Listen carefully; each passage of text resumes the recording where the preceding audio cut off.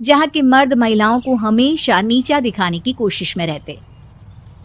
अरे अभी तक खाना नहीं आया, क्या मुझे एक और शादी करने की जरूरत है?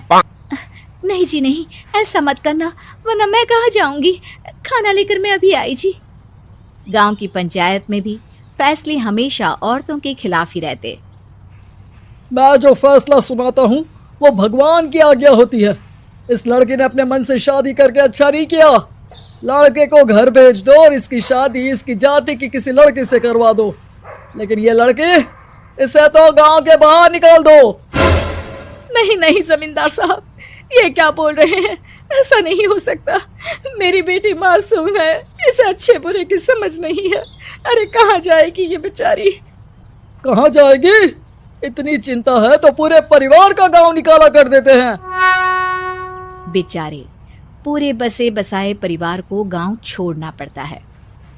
चाहे जो हो, अगर बेटियों को कंट्रोल नहीं कर सकते तो गांव में रहने का कोई मतलब नहीं है। यहाँ औरतों को दब कर रहना होगा। कोई भी अपने हिसाब से कुछ नहीं कर सकता, सब ईश्वर की मर्जी से ही होगा। तभी गांव का एक आदमी दौड़ा दौड़ा आता है। सरपंच साहब, जमींदार साहब, वो कालिया है ना, उसकी बेटी पढ़ने के लिए शहर जा रही है। अच्छा, ये कब हो गया? और कालिया की हिम्मत कैसे हो गई ऐसा करने की?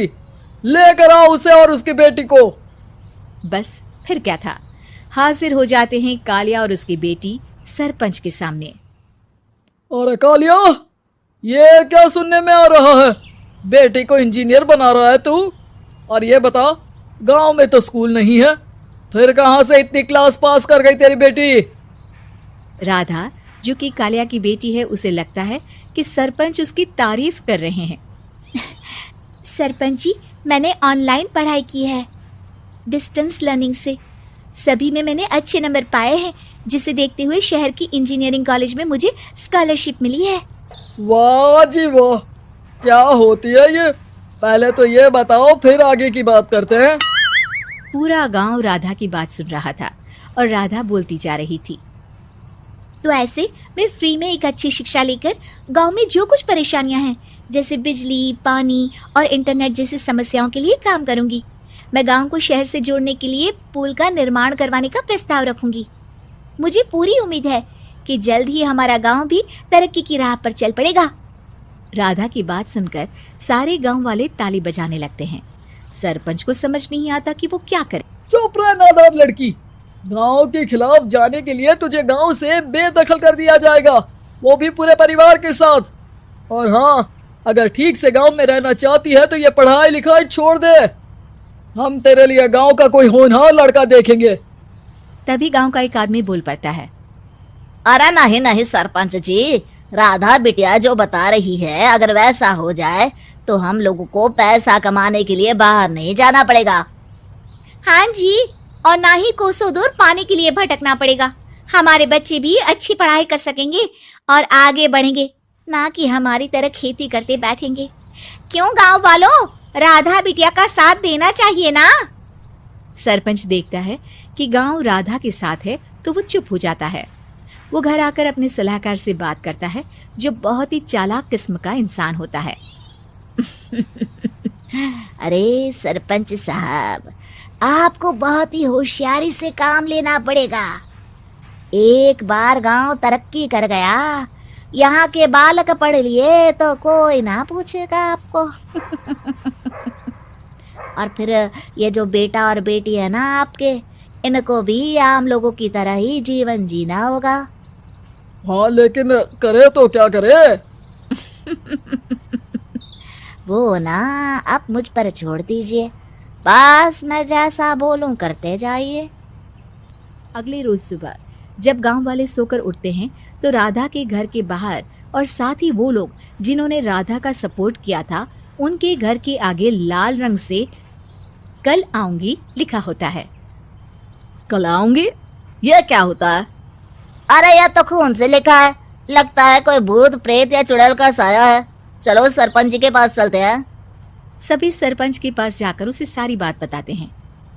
अरे ये तो बड़ी मुश्किल की बात है। चलो, मैं एक बाबा को जानता हूँ, उन्हें बुला लेता हूँ। सरपंच बाबा को लेकर गांव के घर के बाहर जाता है। ओहो, तो ये वो चुड़ैल है जो उन लोगों को निशाना बनाते हैं जो गांव को बदलने का सपना देखते हैं। वो गांव को ऐसे ही संपन्न देखना चाहती है। वो नहीं चाहती कि कोई बाहरी यहाँ का कायाकल्प करे। क्या तुम लोगों में से किसी ने गांव को बदलने की सोच रखी है? तभी राधा की माँ रोते रोते आती है। मेरी राधा घर से गायब हो गई है। अरे कोई तो बचाओ, मेरी बच्ची कहाँ गई?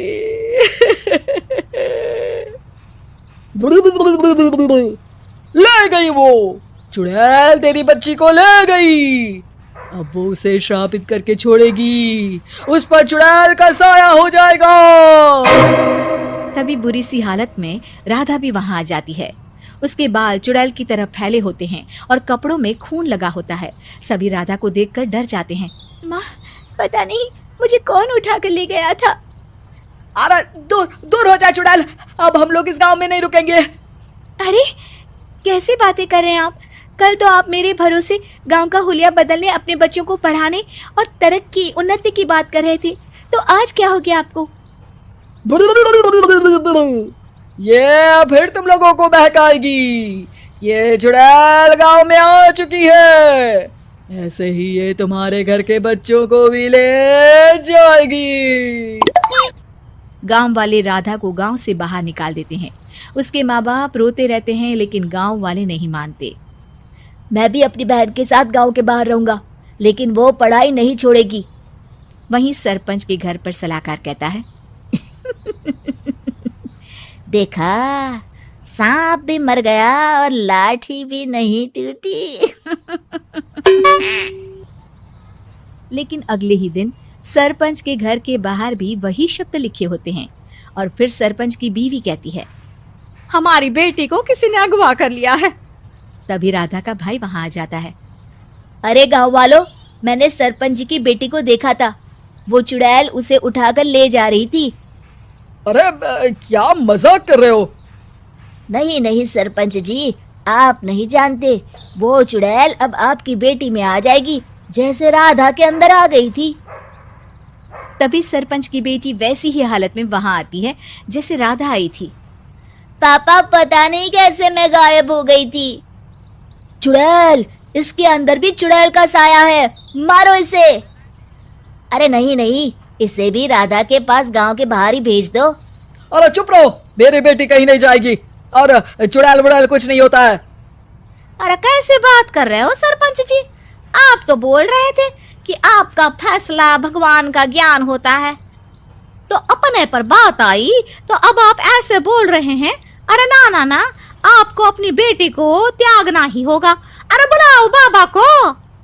राधा का भाई बाबा को ले आता है, जिसे अब गांव वालों के डर के कारण सच बोलना पड़ता है। मैं कोई बाबा नहीं हूँ, मैं तो मोची था। ये सलाहकार महोदय ने मुझे कहा था एक्टिंग करने को।